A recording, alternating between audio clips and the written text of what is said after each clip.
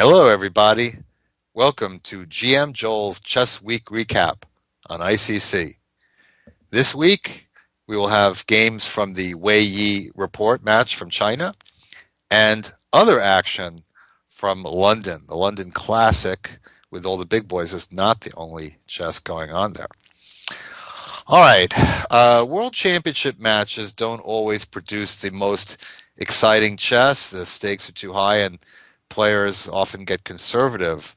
But Wei Yi and Richard Rapport, these guys could be counted on to provide a show. And they played a match in Yancheng, China. Wei Yi, of course, absolutely vicious attacking player. His game against Brusan, which I covered for Game of the Week, was a modern, instant modern classic, I think. And Richard Rapport, what can you say? He marches to the beat of a different drummer. He's an incredibly original player, and both these guys are over 2,700. So we're going to start off with game one, where Wei Yi jumped out to the lead, and this is how it happened. E4, and you know that Rapport is going to come up with something interesting. And he does, B6. In this position, besides the main moves, knight f6 and c5, Black has tried lots of waiting moves, like bishop e7, even h6, a6 as well. And the idea of a lot of these moves, like bishop e7 is most common, is to wait for knight f3 and then attack the pawn, so that when white plays e5, he can't defend the pawns in the way he usually does. He can't play the pawn to f4, and he can't put knights on e2 and f3. So I guess Rapport's idea is similar: b6, knight f3, and then knight f6. Now perhaps white would be served by keeping the position more fluid, but Wei Yi played e5. Now b6 could be a prelude to trading off the bishops, bishop a6. Normally when black plays knight f6 and plays b6 later, white doesn't put the knight here on f3. But Wei Yi decided to handle that by smacking right at the center with c4. But this doesn't really turn out all that great for white, as Rapport meets him head-on. And the interesting thing is that now black does not go for the trade of the bishops, and he makes this very nice maneuver.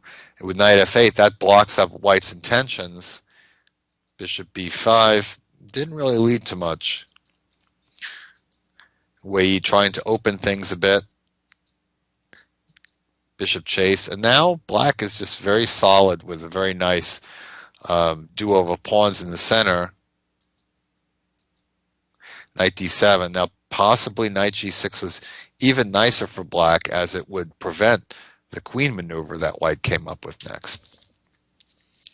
But after knight d7, black is doing pretty well here. So Wei Yi transfers his queen, but now black gets some shots at knight d4, hitting the knight, and of course the knight is defending the rook. Now Wei Yi does not want to play a move like king f1, not a very attractive move to play, so he gambits a pawn, bishop d2. And so black has won a very nice pawn. If he survives the middle game, he's going to win. But he's got to deal with a threat to g7. Now there's three possible moves.